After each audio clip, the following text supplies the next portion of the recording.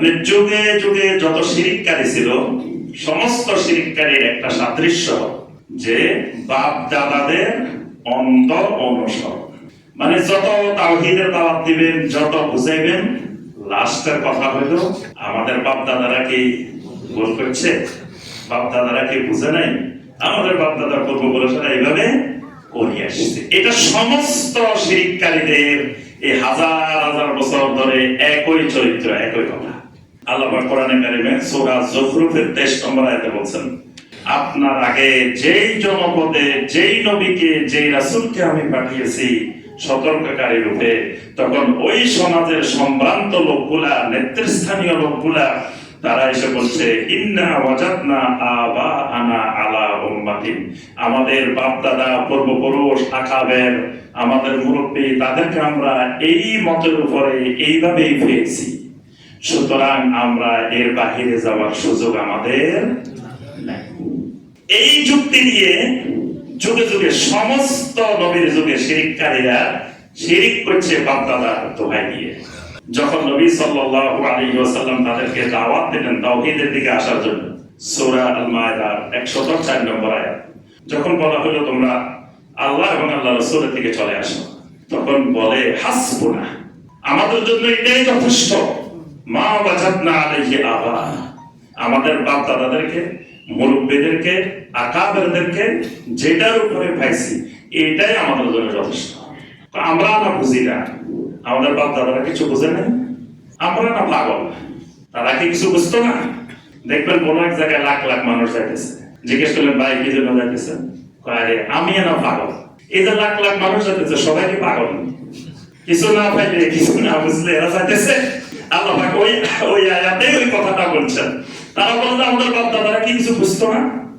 আল্লাহ পাক বলছেন আসলেই আওয়াও কানা আবাউহুম লা ইয়ালামুনা শাইয়্যা ওয়া লা ইয়াহতাদুন, যদিও তাদের বাপ দাদারা কিচ্ছু জানতো না, ওয়া লা ইয়াহতাদুন, তারা হেদায়েত প্রাপ্ত ছিল না, জাহেল ছিল, মূর্খ ছিল, গোমরাহ ছিল তাদের বাপ দাদারা, কিন্তু তারপরেও তারা বলবে যে না আমরা না ভাই বুঝি না।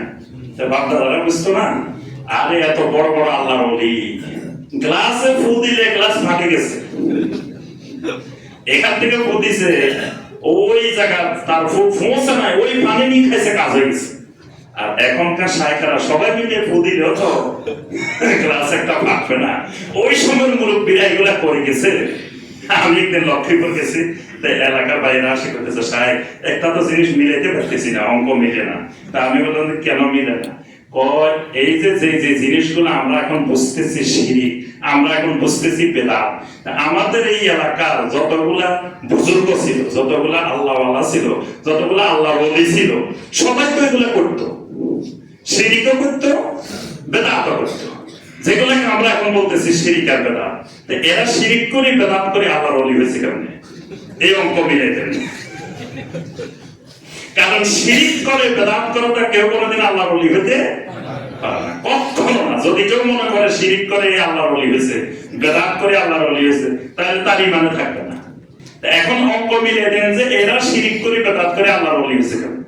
তা আমি তো অঙ্ক মিলানোর আগে আমার এটার উত্তর দেন, এরা তো আল্লাহর ওলি হয়েছে, এইটা আপনারা কে বলবো? এটার উৎস কি, এটার সোর্স কি? কেমনে জানি গেলেন যে উনি আল্লাহর ওলি হয়েছে? কয় যে আমরা অনেক কারামত দেখছি, মানে অলৌকিক কাজ করবা। তা আমি তো অলৌকিক কাজ করবো তো শয়তানও করতে পারে। কয় না এই যে আমরা তো সবাই ওনাদেরকে আল্লাহর ওলি মনে করতাম। আমি বলছি এই যে মনে করাটা আরেকটা শিরক, কারণ আল্লাহর ওলি জমিনে কে এটা তো ইলমে গায়েবের বিষয়। আপনি জানলেন কেমন এই গায়েবের বিষয়? গায়েবের বিষয় আপনি নিজে হাতে লই ফেলছেন, আপনি ঘোষণা দিয়ে দিচ্ছেন উনি আল্লাহর ওলি। আল্লাহর ওলি তো সমস্ত ইমানদাররাই আল্লাহর ওলি। আল্লাহু ওয়ালিয়ুল্লাযীনা আমানু, সকল ইমানদার আল্লাহ রাব্বুল আলামিনের বন্ধু, আল্লাহর ওলি। তো বন্ধুত্বের পরিমাণ হয়তো কারো সাথে একটু কম, কারো সাথে একটু বেশি। এটা হলো ঈমান আর তাকওয়ার লেভেল অনুযায়ী বন্ধুত্বের হার নির্ধারণ হয়। আজকে ধরেন জুমার নামাজ সবাই পড়তেছি, এখন তো সবাই জুমা পড়ছি, এক ইমামের পিছনে পড়ছি, কিন্তু সওয়াব সমান হলো না কেন? এই সওয়াবটা নির্ভর করবে আপনার ঈমান আর তাকওয়ার উপরে। তো যে কথাটা আমরা বলছিলাম যে এই যুগে যুগে সমস্ত মুশরিকদের একটাই পয়েন্ট যে আমাদের বাপ দাদারা, আমাদের পূর্বপুরুষরা, আল্লাহর ওলিরা, বুজুর্গরা, আমাদের আকাবেরারা এগুলা করে আসছে।